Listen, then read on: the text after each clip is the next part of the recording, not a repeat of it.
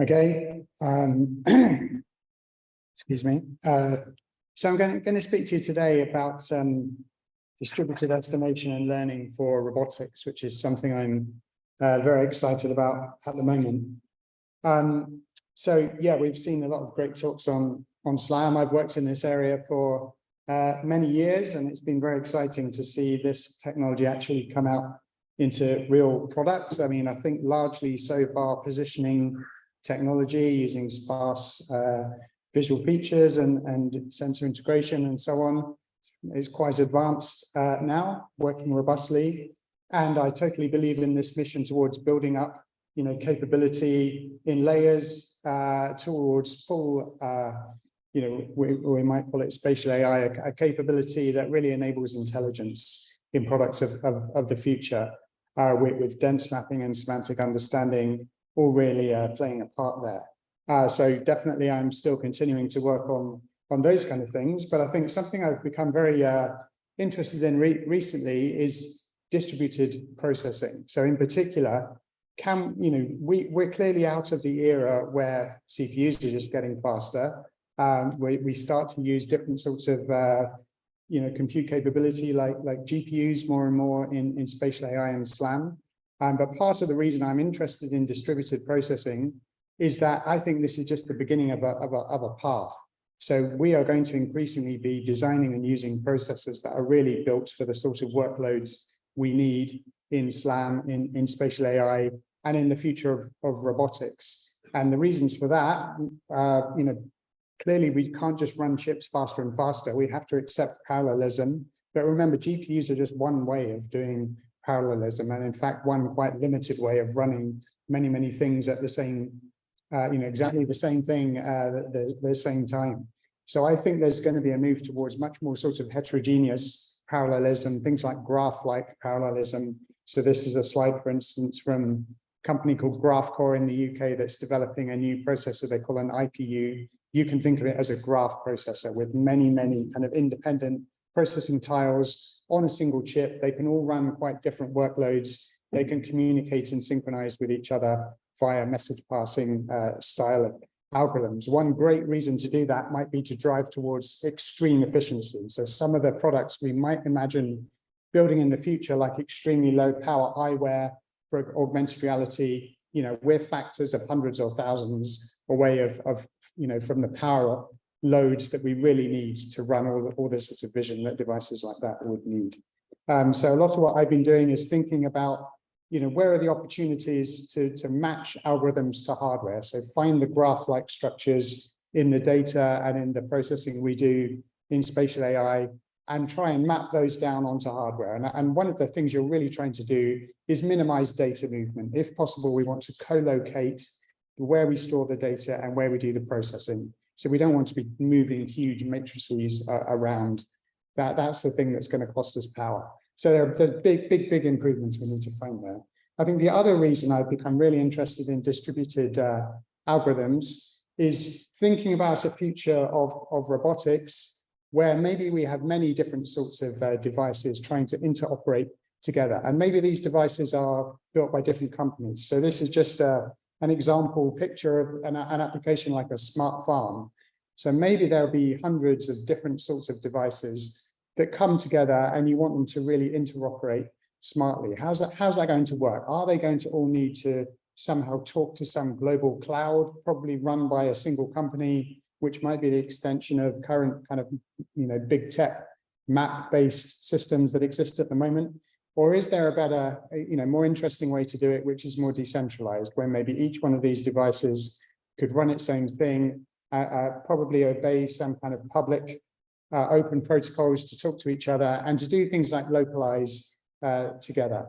So let's think about ideas like that. So those things have driven me to think about distributed processing. Now, of course, we know how to solve geometric problems in computer vision, in robotics. You think about them probabilistically. It's the only way that's really been consistently shown to work. And we use formulations like probabilistic factor graphs to really formulate our problems. So, a great review article by Frank Delert, for instance, shows how the same factor graph formulation can formulate a lot of different problems. And interestingly, not just estimation problems, also planning problems. You can formulate a planning problem as a least squares graph of constraints, for instance, and use exactly the same factor graph solver to solve it as you can for an estimation problem like SLAM. Now, of course, there's many different libraries and algorithms out there for doing factor graph inference. I mean, the last talk referred to some of the amazing open source software that's out there, like GTSAM or Ceres, for doing things like this. One thing I would say is a lot of that software is making certain assumptions about computation, and particularly, mostly their CPU algorithms. Some of them will take advantage of parallelism and GPU to do certain things. But, that is not the path to be on if we want to move towards, really low power, really distributed systems. We have to think in a different way about computation. So I've been thinking about the sort of algorithms that allow you to do inference on these sorts of factor graphs, but which support distributed inference. And this has driven me back to finding about some older types of algorithms, and especially belief propagation is an algorithm you've probably all heard of. It's developed in the 80s.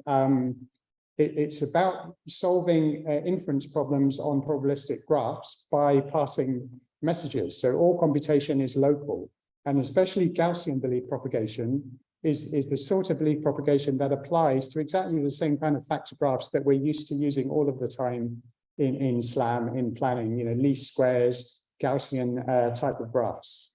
So, this is just one of various possible distributed algorithms, of course, but for me, it's very simple. It's very promising. We've tried it on a lot of different empirical things, and it actually works really surprisingly well. And also it has certain guarantees on whether it will converge or not. So in fact, we have an online article. It's called a Visual Introduction to Gaussian Belief Propagation. I think I can just quickly show you this here, which shows you a lot of the properties about this. So you could go straight to this in your browser. It's called gaussianbp.github.io is the web address. So it's built in the style of an interactive article. So it presents, the basic properties of Gaussian belief propagation. So, when you have a factor graph represents a factorizable density. So usually a probability density that can be factorized into a set of terms, each of which depends on just some of the variables. So then Gaussian belief propagation is a way of finding the marginal distributions over those variables, finding the most probable values of the variables by message passing on the factor graph. And there are some quite simple recipes that you have to follow in order to do that. So it's quite simple to implement if you have a factor graph that you understand and you understand the Gaussian potentials. Let me just show you a couple of quick demos of it in action. So the simplest kind of example we could think of was just a one-dimensional height fitting problem. So suppose that you have a set of height observations in one dimension, and you want to fit a set of variables to heights at a set of positions along this one-dimensional space. But as well as the height measurements, you have some other information like smoothness constraints. So you have a factor graph that looks something like this. So here we're going to solve this with belief propagation. If I hit this sweep button here, we're going to pass messages from left to right between the variables, and then we're going to pass messages all the way back. So on this sort of graph, it doesn't contain any cycles. It's just like a line of variables and factors. Actually, just a single sweep left to right and right to left will give us exactly the same marginals that we get via any other factor graph solver. But belief propagation gets more interesting when you look at different computation patterns. So this one, for instance, is simulating a fully parallel computation pattern. So imagine that each of these tiles was living on a separate processor with kind of pairwise peer-to-peer communication, and they pass messages between them. You show that you don't have to iterate that very often to get to the same solution. But even more interesting is what happens if you just pass messages randomly. So here I'm just going to keep clicking this random message button. Every time I do this, a random variable passes a message in a random direction. It still converges. So this is an almost magical property to me of distributed convergence despite ad hoc message schedule. So this works on a lot more complicated problems than just 1D height fitting. Here's a 2D kind of problem that's a little bit like a robot pose graph. I can solve this by synchronous iterations, or I can solve it by random messages, and it still converges. So these problems so far are still linear, but there are things you can do in Gaussian blue propagation. You can deal with non-linear functions. So with very much exactly the same things as you do in any sort of iterative factor graph solver. You re-linearize the constraints every time you pass messages, and you do that completely locally and dynamically in Gaussian blue propagation. So we can do things like bundle adjustment by re-linearizing. We can also deal with robust factors. So that's by kind of a simple trick that every time you pass a message through a factor and you want to use something like a Huber kernel, you kind of rescale the message to have the same energy as it would do if you pass it through a Huber kernel. So these things are really simple to implement, and they actually work quite well in practice. So certainly have a look at that article if you're interested in more details, but I'm going to go back and show you some other more advanced examples of things that we have done with it. So one is actually to implement bundle adjustment. So this is on GraphCore's IPU. So we implement bundle adjustment by literally taking a bundle adjustment factor graph, mapping it down in parallel onto the tiles of an IPU, and then solving it using message passing, and showing that that can be incredibly fast and efficient. So you need more iterations than you would with a standard kind of CPU Levenberg-Marquardt solver or something. But because those are all completely in parallel, it can be incredibly efficient and fast. So next I'm going to talk about multi-robot localization. So this goes back to the picture I showed of the farm, the smart farm at the start. So let's think in particular about this multi-robot localization problem. We've got many devices. They're out there, they're moving around, they all have their own sensors, and they can basically observe each other, and they want to jointly estimate their positions within this space that they're in. So the factor graph for a problem like that looks something like this. So here we're just showing 3 robots. Each robot, we've got variable nodes representing the position of that robot at a series of time steps. We've got odometry factors representing incremental measurements that those robots might make of their motion.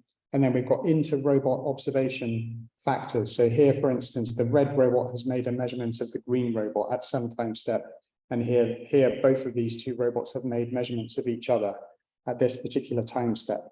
So to solve this in a distributed way with Gaussian blue propagation, basically we carve up this factor graph, and each of the robots stores a fragment of it. So the green robot stores the part of the factor graph within this green dotted line, within its own CPU style memory. Within that memory, it passes messages around as usual. Whenever it needs to pass messages across to other robots, though, that requires communication. But because the communication can be asynchronous, all it needs to do is to present all of its latest outgoing messages in the form of something like a web page. So think about all of these lines that cross this green dotted line. All of those represent information that has to go out, outgoing messages. This robot just needs to publish something like a table. These are all my latest outgoing messages.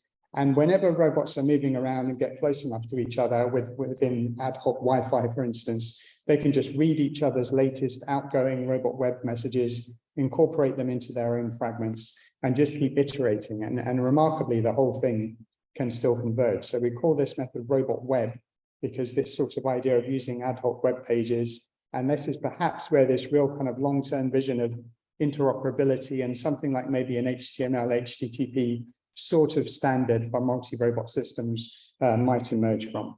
So I'm just going to show you a quick demo of robot web in action. So this is a demo that I'm just going to run here on the laptop. In fact, hopefully we're going to be releasing this demo code openly soon. So this was built by Riku Murai from my lab.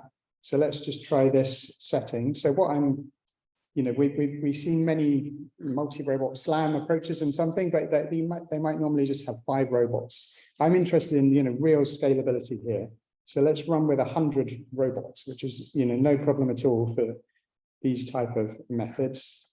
I'll just change a couple of settings here to make it nice.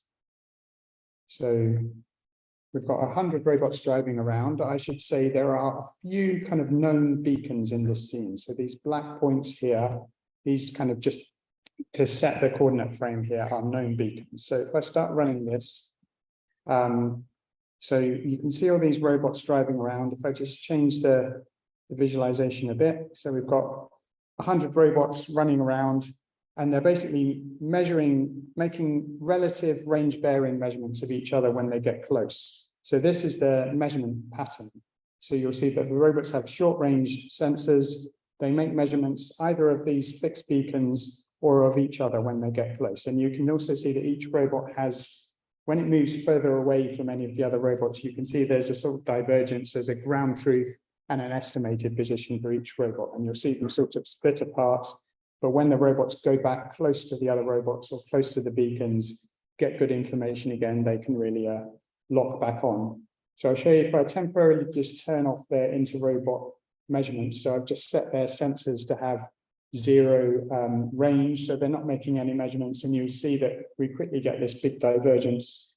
If I turn this back on, they start measuring each other again, and most of the robots will quite quickly lock back onto good position. So, tell me another factor graph solver that could work in this kind of incredibly dynamic sort of situation and run, fast and efficiently like this.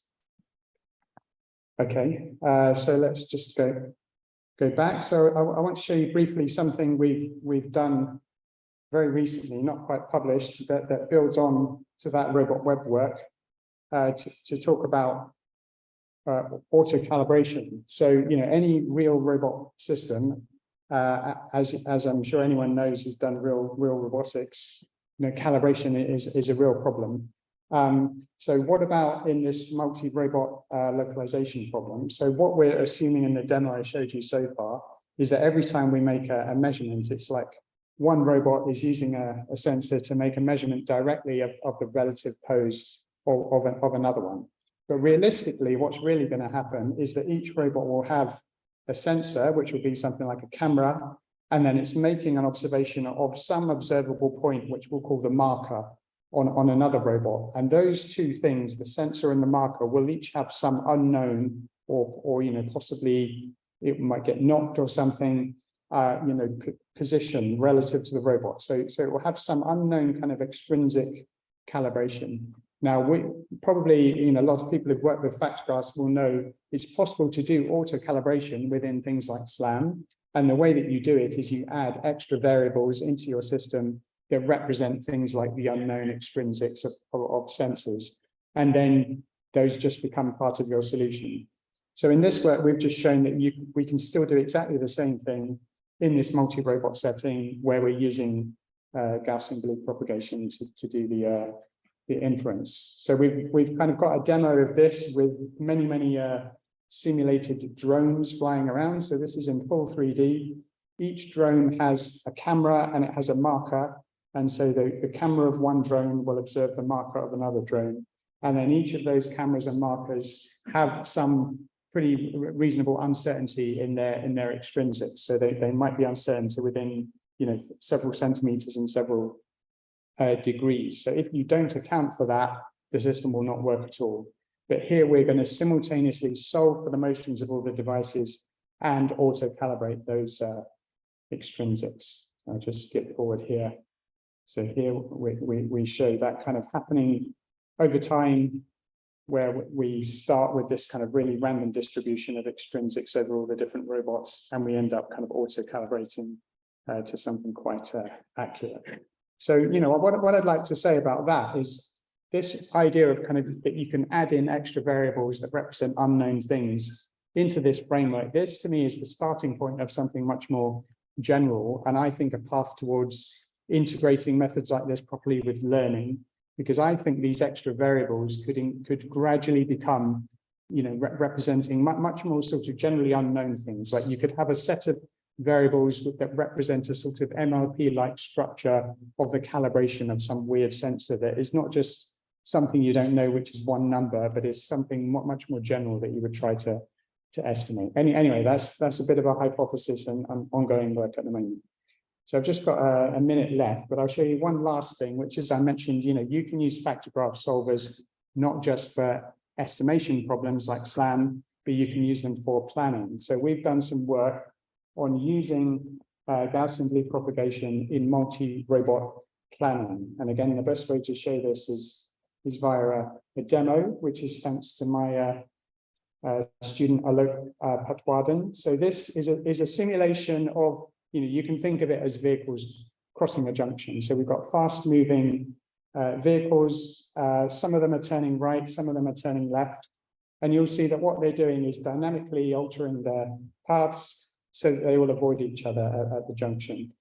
So this is all running in real time, and I can just kind of show you how it works here.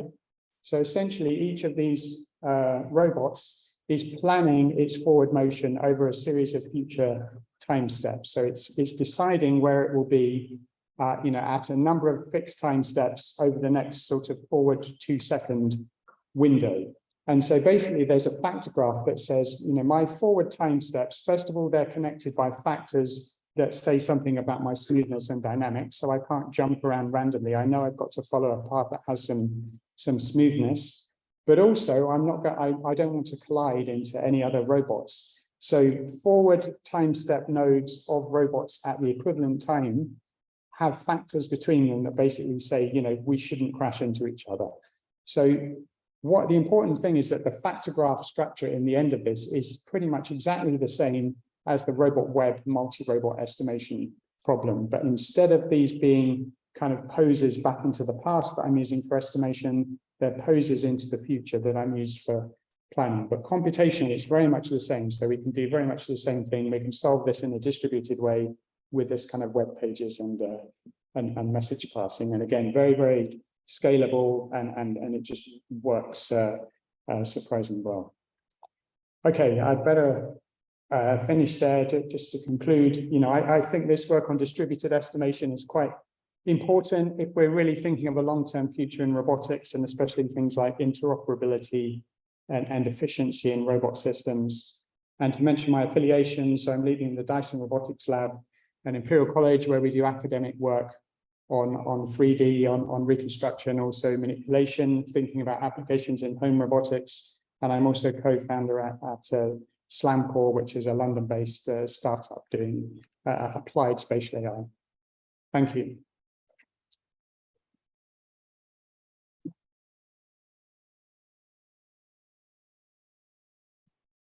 Thank you for Professor Andrew Davison. So before we move on, does anyone have any questions for the Professor Andrew Davison?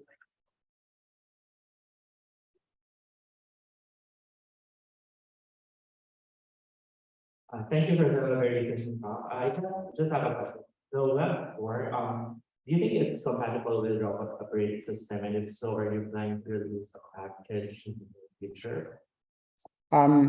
It's not something I've thought about yet, but I don't see why not. I'd be interested to talk about that. Yeah. Thank you.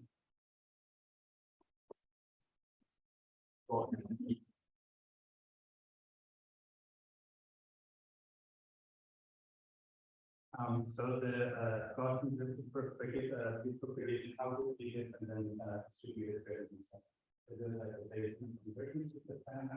So I mean, it's different in various ways. So it's basically locally second order rather than first order. So every message that you send is sending, a variable, but also with the kind of local properties of Gaussian distribution. So you can think of it as having a sort of local learning rate at every single variable, and so you don't have to set anything like a global learning rate.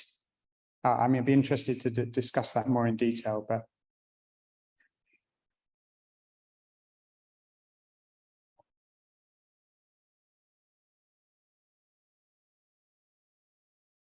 I would ask the comments on recent developments on population models, large language model, model and large language model actually. Do you think how several things from this foundation model. I mean, clearly that's a bit out of the range of this workshop, probably. I mean, of course, those things are amazing. I guess my current thinking about robotics is, amazing as they are, I'm not sure how much they're going to help with the real problems of robotics at the moment that are quite low level. So I see them as an amazing kind of interface to robotics and giving us answers to some of those high level, questions of, how do you talk to a robot? How do you interface it? How do you give it a high level plan? But when it comes down to the nitty gritty of how am I efficiently going to estimate my position or pick up a cup or something, I think we need something a bit different still, and that's probably what I'm more focused on than working on. So